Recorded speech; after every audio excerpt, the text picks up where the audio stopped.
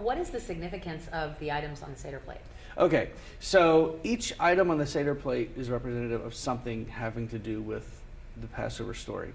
So the charoset, the apples and the honey, and the sometimes wine and nuts, that symbolizes the mortar that held the stones together when they built the pyramids, according to this story.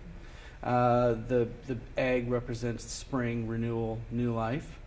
The bitter herbs represents of slavery. The parsley, which we dip in salt water, represents life, the newness of life, and then the bitterness of the tears.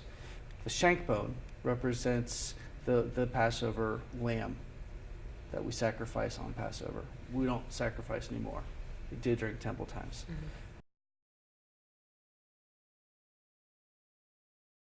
The story of Passover, there are 4 questions that we ask. And it begins with, Ma nishtana halayla hazeh. Why is this night different from all other nights? And there's 4 things that we do differently on this night than we do from all other nights. So number 1, on all other nights we eat bread, regular leavened bread, or matzah. But on Passover we only eat matzah because we're remembering how when our ancestors came out of Egypt so quickly, their bread wasn't able to rise, so we eat matzah. All other nights we eat all kinds of vegetables. On this night we eat maror, the bitter herbs, because we're remembering the bitterness of slavery. The third question, on all the nights we can either dip our vegetables or not dip our vegetables in salt water. On this night we dip it twice. And then all other nights we can either lean when we sit, I don't know who eats like this, or we can not lean. On Passover we lean because it links us back to the time when the Passover Seder began, Middle Ages. The Seder that we know it today, because they leaned in Roman times, like the elite. Everyone was royal, so we leaned like the royals.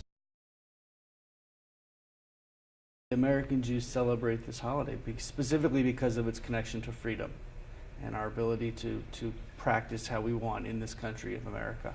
So it's one of the holidays that most American Jews, even the ones that don't go to synagogue any other time, most of them will celebrate a Passover Seder because of what it symbolizes.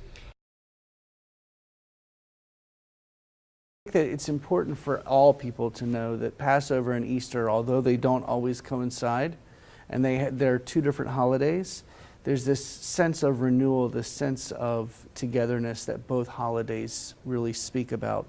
You know, and Easter is a really big community gathering kind of holiday for Christians, just like Passover is for the Jewish community. And I think that if we can work together, we can make this more about renewal for all of us, more community building for all of us.